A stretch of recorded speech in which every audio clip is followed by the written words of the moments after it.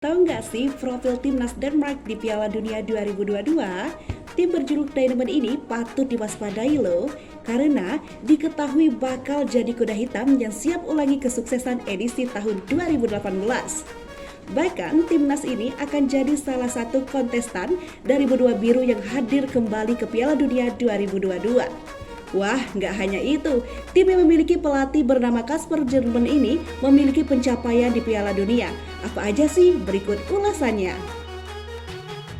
Di tahun 1986 meraih 16 besar, di tahun 1998 meraih perempat final, di tahun 2002 meraih 16 besar, dan di tahun 2010 meraih fase grup, di tahun 2018 meraih 16 besar.